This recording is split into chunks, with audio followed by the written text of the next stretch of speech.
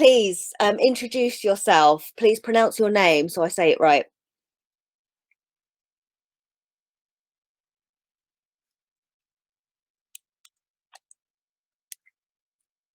Okay. So, where are you in the world? Where do you live? You're in India. Okay. So, do you have much contact in your life with friends or family and practice English? Or where did you learn English?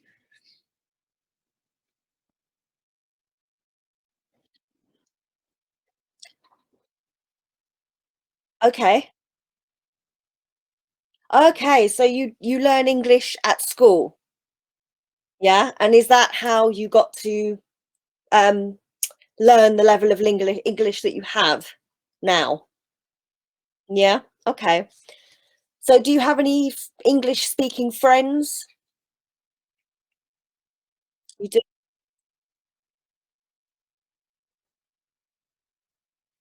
Okay. Okay. So you have plenty of practice.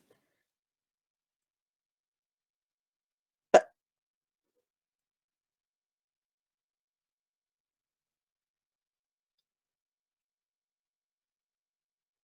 okay. All right. So you want to become more fluent and fluid in your speech. Yeah. And this is mainly for job interviews, you say.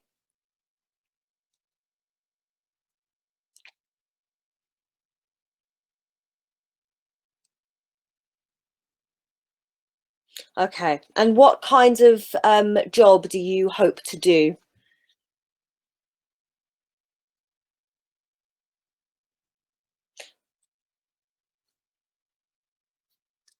Mhm. Okay, so you expect to be having conversations with English people abroad, so on the phone a lot? No? Okay. Okay, and apart from job interviews, do you have any other purposes that you would like to learn English for? Less formal purposes, maybe more casual purposes.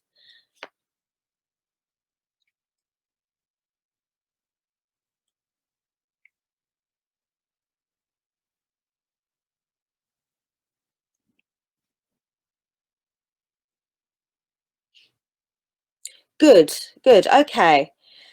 What is your English writing and grammar like? Do you have much practice there?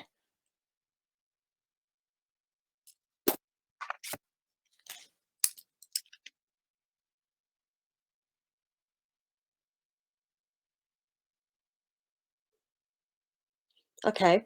So you write blogs in English, do you? You do. And how would you say your level of writing and grammar is? Would you say you're quite good at it, or would you say that you need practice?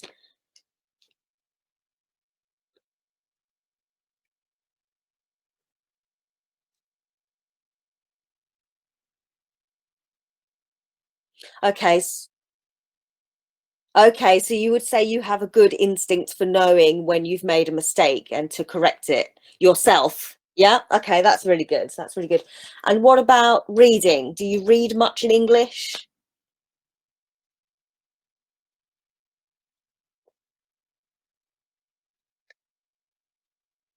Okay. Right, okay. And would you say that you comprehend English reading well? Can you follow it easily? Is it easy for you to take on and absorb?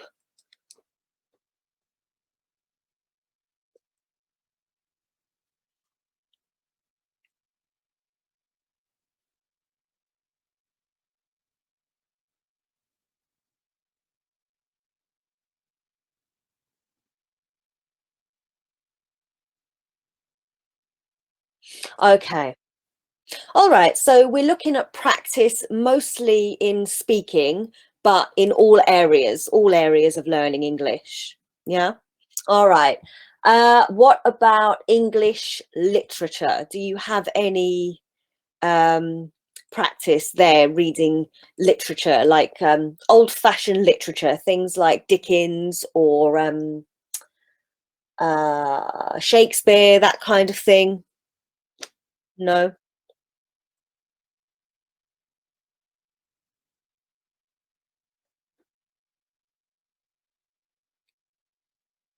scientific. Okay. All right. So you're not a literature reader, fiction, novels, that kind of thing. No. But you like to read non-fiction in English.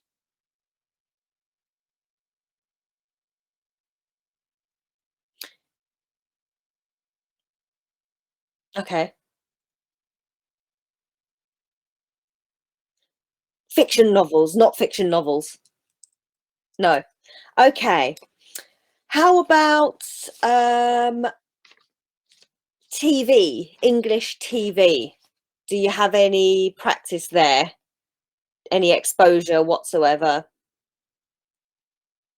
You don't watch TV?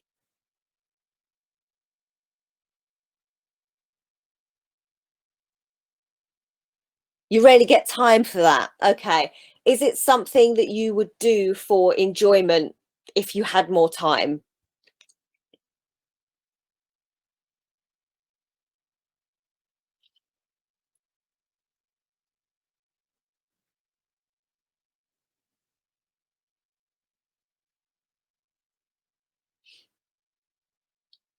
Okay, so you're an outdoor kind of guy. That's good.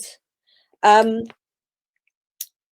so things like English TV series and movies, like for any kind of filmmaking, even if it wasn't in English, would you say that you would enjoy watching a movie, an Indian movie, for example?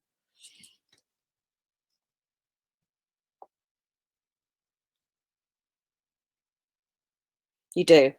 All right. Okay, so the way to proceed here is to have lots of conversational practice. But the way that you're going to get exposure in the language when I'm not around. So, I know that you will talk to your friends, but your friends are also not native speakers, I'm guessing. They're not. Okay, so you all learn in the same way. You're on the same page. All right, okay. So what I would like is for you to hear the language um, in its most native and authentic form. So the way to get you to absorb the language will be to have you watching. Now, a large part of my learning process, if you like, is widely listening to the language, whether that is via TV or music. I have a lot of sorry, podcasts. Apps. Okay, that's perfect. That's absolutely perfect. I should add that to my list actually, because lots of people like podcasts. So, in your case, I'd like to do some written practice. We won't do that all of the time because I know your focus is speaking. But you have to understand that to learn to speak English, you have to get to grips with correct writing and correct reading. Because once you have those things and you've nailed them, you've perfected them, the speaking follows naturally. It's a natural process because you'll start to speak the way you write and the things that you're reading will start to just click into place. Does that make sense to you?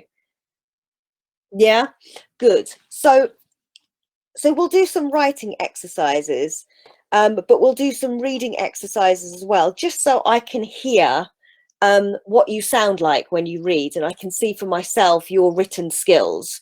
Um, but we won't, like I said, we won't dwell on that too much. It's just for me to get a base understanding of the level that you're at.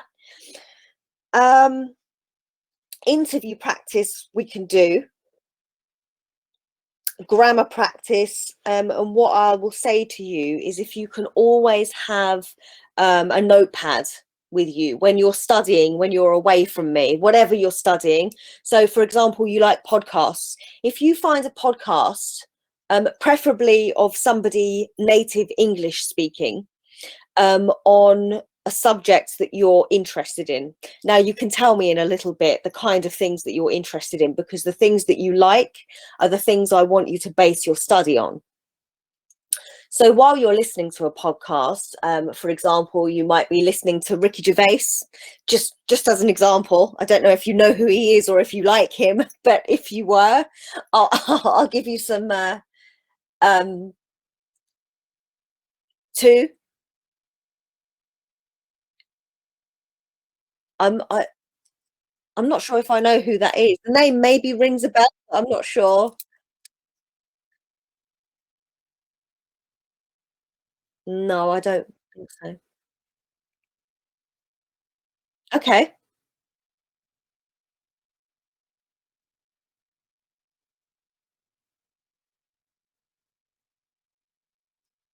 Okay.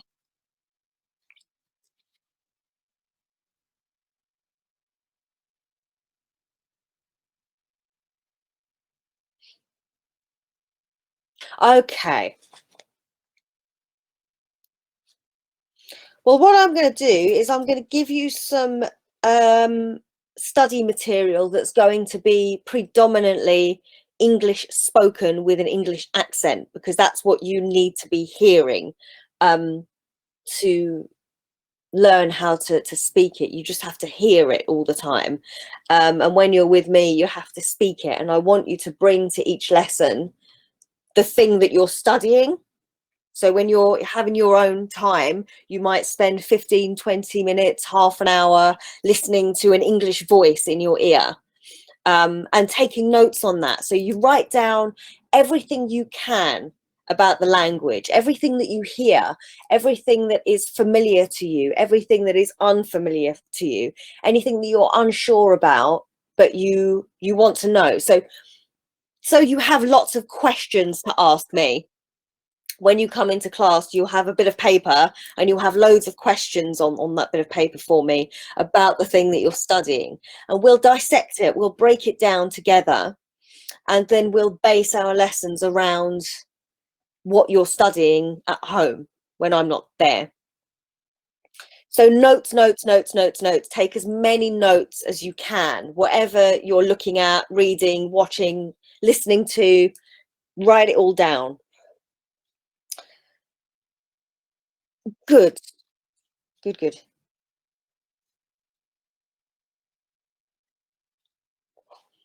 Good, that's brilliant. Um, how would you say your English spelling is? If you're trying to spell a word, what kind of level would you say that you're at? Is it basic, medium, advanced?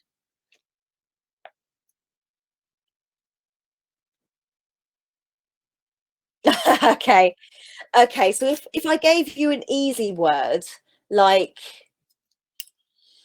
uh library is a fairly easy word.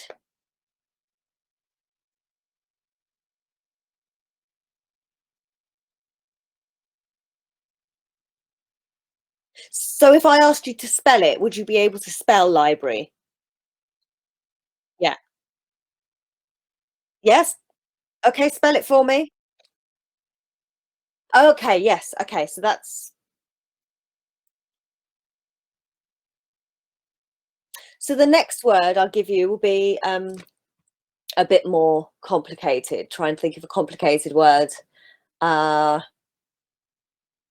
oh, it's not easy thinking of a difficult word to spell off the top of your head.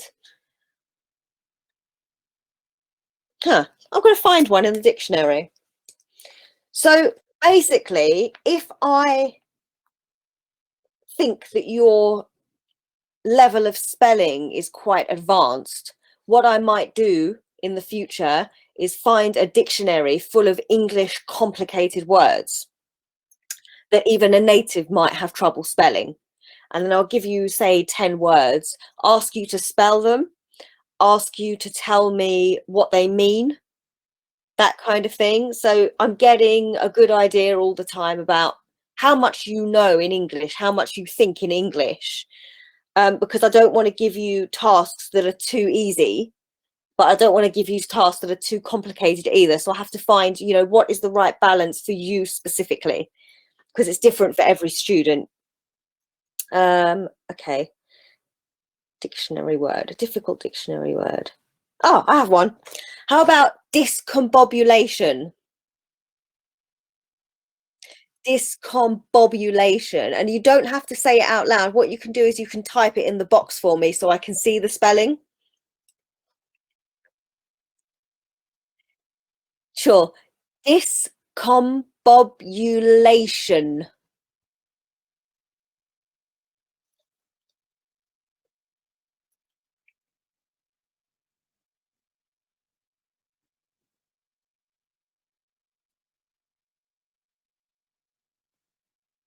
Discombobulation. Okay, so I think you've got the sound of the word right, but you might not be able to hear me clearly. So where you've put a P, it should be a B.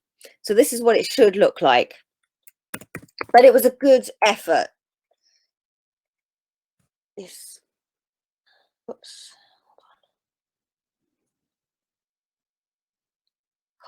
this,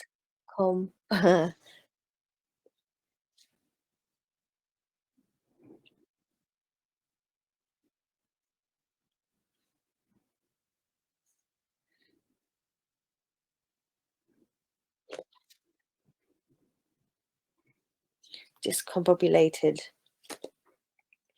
So, discombobulation. So it's a long word.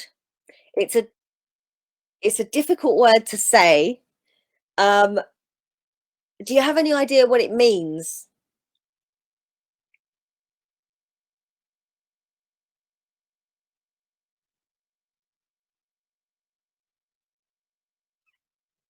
Yes, but that's okay because you may have misheard. It's not an easy thing to hear. So I'll tell you what it means. A state of discombobulation means to have a state of concern or confusion. So if you're confused about something, and it's making you feel unsettled, you would call that discombobulated or discombobulation. Yeah. So a little test like that, just so I know the kind of things that we need to be working on. Yeah. So the idea is to build your vocabulary, to make it stronger so that you have multiple words that mean the same thing that you can put into a sentence. So things like sentence structure, how should a sentence look? Which words come before, in what order do words go in, that kind of thing. So stuff like that we'll do. Do you know what syllables are? Have you heard of syllables before?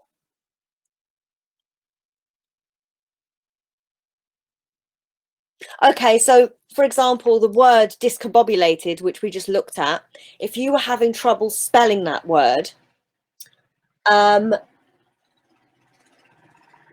you might use syllables to break the word down. So you instead of trying to spell the whole hard long word in one, you take chunks of the word and work on each chunk. So dis, com, bob, you, lay, shun. Yeah. So you spell the word in little pieces, and you're more likely to spell the word correctly than if you try to spell it all in one big mouthful. So how many syllables does that word have? Dis, com, bob, you, lay, shun. So that's a 6-syllable word. It's a long word with lots of syllables. Most words don't have that many syllables. Most words have 2 syllables. So learning how to spell words with the use of syllables, we'll look at that. When it comes to interview practice, the way I will do that is I will ask you a series of questions that you might expect to hear in a job interview, and then I'll get you to answer those questions for me. But before you answer those questions, you have to do a little bit of research and a little bit of practice on your own. So we'd have to prepare for that lesson. I'd prepare it for you in one lesson. Then you go away, study it, prepare for it the way you have to. And then when you come back, then we'll do it together and you pretend I'm the interviewer and you'll have your answers ready, written down for me. And that way I can test the way you answer, the answers that you've given in the way that you've presented them. Have you done it in a formal way, in an informal way? Was all of the sentence correct, or does it need some tweaking? That kind of thing. And what I'll get you to do is I'll get you to write them down for me so I can see how it's written as well as how it's spoken. Yeah, and then I'll correct it for you so that you can go away and have a look at it. And then the next time we do some interview practice, you can apply all of the corrections to the new thing, the new piece of work. Does that make sense? Is that okay? All right, okay. What time is it? We've still got 10 minutes. All right, that's all of the that's going to be all I have to tell you about how we're going to learn together. Now I'm going to give you my list of materials, although I'm not sure how relevant they're going to be to you because you don't like to read literature. You're not really a movie person or a series person, and that's a lot of my materials. But for the sake of getting your exposure of the language, I would urge you to consider my material. If you really don't like any of it, you don't have to use it. You can use it as a guide, but it just means that you're going to have to find your own material based on what I've given you. So I want you to, okay, good. Yeah, give it a go. I want you to enjoy what you're learning. So if you're not enjoying it, then there's no point in doing it. But I do ask that you have a go, give it a try. So first of all, my first category is music.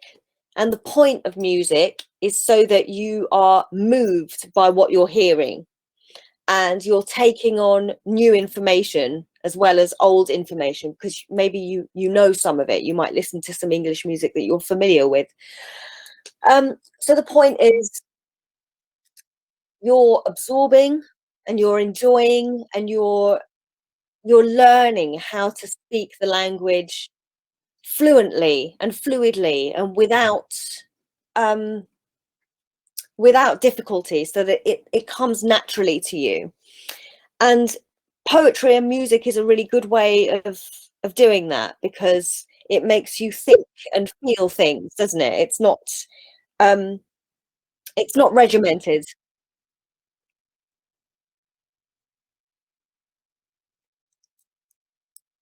Good, perfect. That's exactly what I'm hoping for from you. So if you choose a song from a band, what I'd say to you is put some earphones in, get your pen and paper ready so that you are ready to start taking notes on what you're hearing, and bring the lyrics up on a screen so that you can see the lyrics. Because a lot of the time, what happens when we're listening to a song, we might like the song, but it doesn't necessarily mean that we can hear all of the lyrics or that we know what the lyrics even mean. Sometimes you can't even explain the lyrics because they're nonsense, and that's okay too. But if you can learn more from a song because you've studied it instead of just listening to it, that's a really, really good way of maintaining the English language so that you can practice it yourself at a later time. Um, so yeah, exactly, exactly. So it's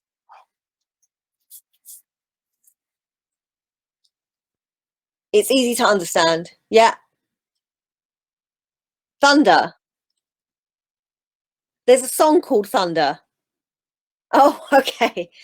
I'm not sure if I know it. So anyway, I'm going to give you. I'm going to start writing now. I'm going to start. I'm not sure if I know who that is either. Let's see. Let's see if you know any of the bands I'm about to give you. They're old, but they are classic, and most people know them. That's why I give them as study material. But let's see what you think. So, first band is Pink Floyd. Have you heard of them? No? All right. This might be a bit more difficult then. How about the Rolling Stones? No? Now these are bands from the 60s and 70s, so you've got a lot of homework to do. Um, the Who.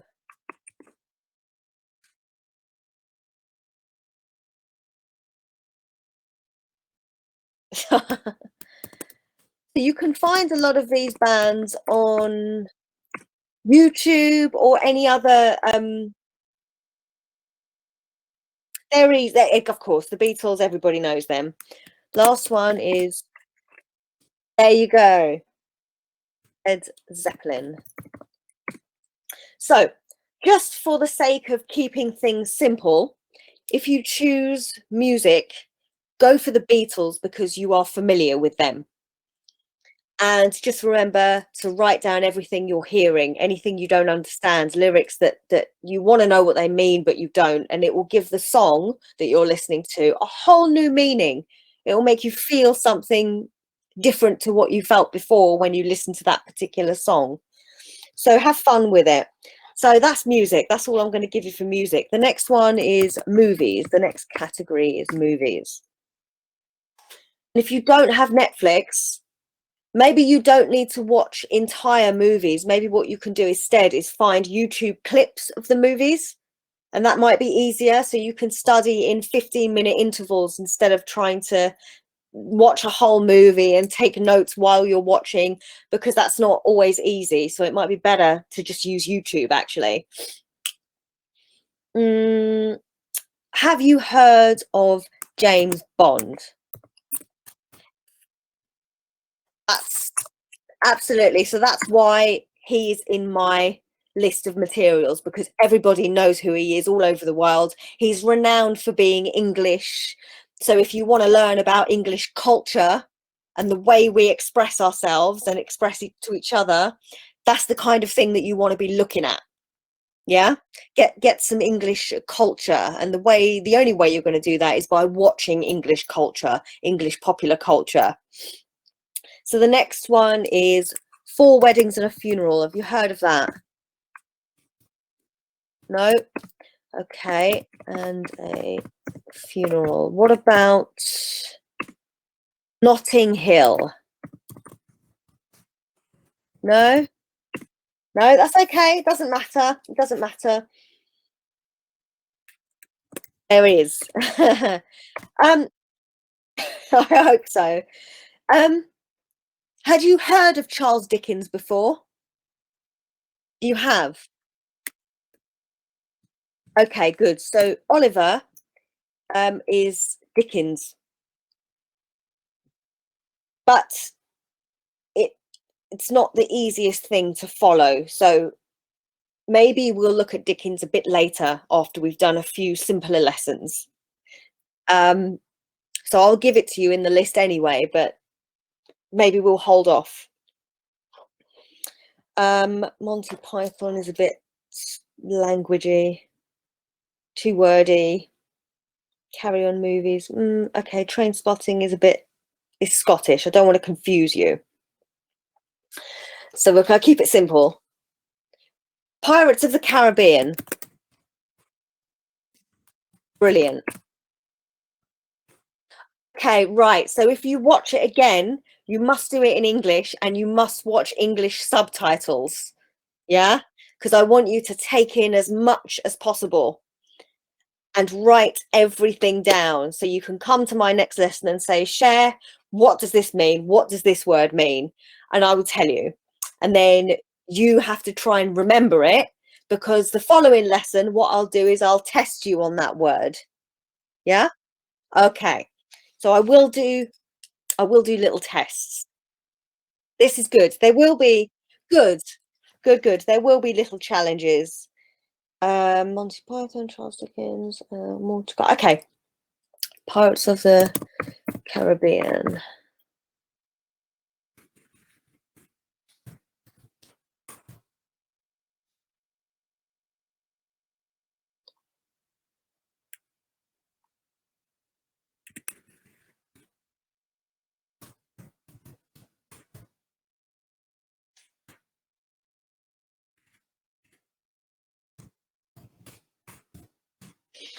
Um, so you've got Johnny Depp, who is an English Cockney in Pirates of the Caribbean. He is the hero. The next movie I'm going to give you is called Mordecai. Now, the reason I give you this movie is because it's Johnny Depp, but it's Johnny Depp playing an English character, but he's a posh English character.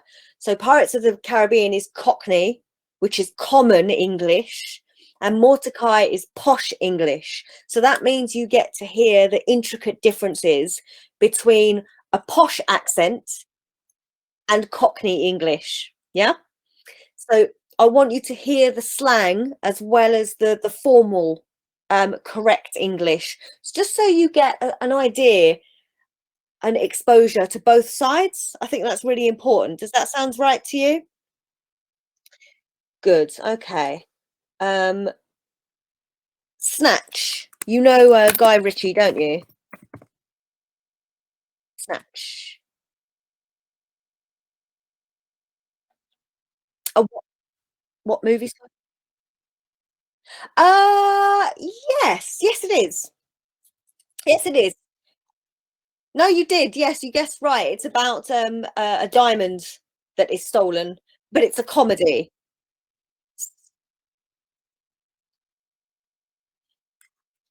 Good. Okay. Then look up the director Guy Ritchie, because that's what his movies are like. They're all like that, and they're all English, so those are perfect for you to watch. Um, Austin Powers is for the sake of comedy, really, just so you are enjoying yourself whilst you're learning, but you're also getting a sense of English humor, because humor is really important. Once you've nailed English humor, it's easy to learn the language then, because everything else will follow. Yeah. Literature and books. I'll I'll give you the list. I will give you the list, but you don't necessarily have to do anything about it just yet. That can come later. Sherlock Holmes books, because yes, indeed. So you can watch Sherlock Holmes, old and new, or you can read him, or you can do both. It's entirely up to you.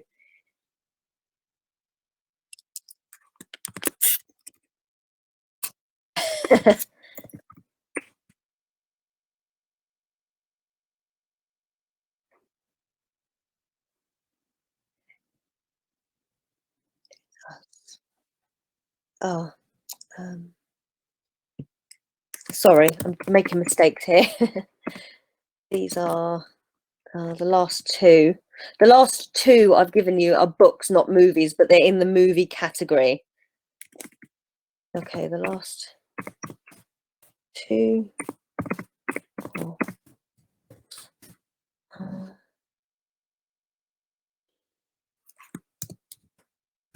okay. Stephen King, he's not an English author, But he's a very famous author, and if you're reading his books and not watching his movies, then it doesn't really matter because you can't hear the language, can you? The language is the same. It's just a different accent. And Roald Dahl is an English author for children's books. So even though we're grown-ups, they're still fun books and they're easy to follow. Good. Series. Short stories are good. Yeah, they're probably a much easier way for you to learn short stories than long books. I don't know about you, but I'm a really slow reader, so it takes me a long time to finish a book. In the series category, which is the last category, I'm going to give you Game of Thrones. With Game of Thrones, you get a nice variety of all of the different accents from the north of England to the south and everything in between. So it's a really, really good learning exercise to hear all those different accents and hear the different ways that they speak. Because even though it's all English, it's all slightly different. The language is all slightly different. Doctor Who is very English. And I won't give you Peaky Blinders because of the accent. Black Mirror is one of my personal favourites because it's very modern. Very, very modern English. And so is Luther. Luther is about a detective in London, but it's very modern. It's very, you know, today. So the language that you hear is very much how we speak to each other now. So, and it's not a long series either. It's quite small. So you can, it's not a massive investment. You can do it in bits. Extras is comedy. My favourite comedian, Ricky Gervais. I don't know how you feel about comedies, especially British comedies, but again, it's good for exposure to the language.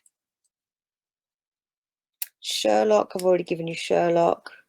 Blackadder. The IT Crowd is nice and modern and a short series. Right, that's it. That's the end of my list of materials. Do you have any questions for me before we say goodbye? Is there anything you want to say to me? There certainly is. I hope you found this trial to be helpful to you. Have a think. Have a think to see if I'm going to be a compatible teacher for you. Go through the materials, see what feels right for you.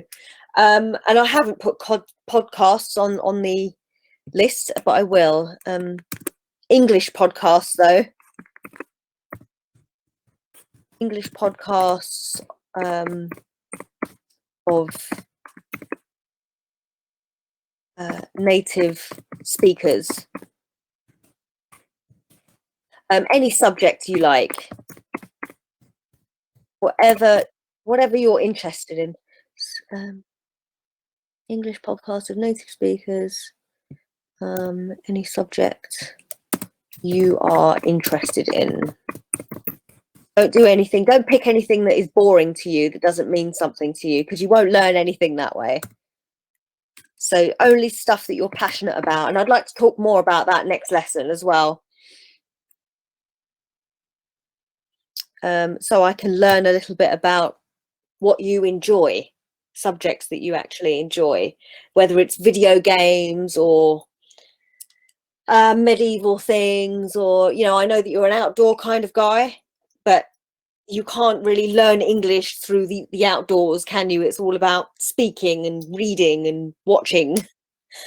All right, so yeah, unless you have anything you want to add, I will say goodbye now. It was really nice to meet you. Thank you for booking with me. Thank you for your time. I'm sorry we had a bit of trouble at the beginning of the lesson. I do apologize for that. Thank you.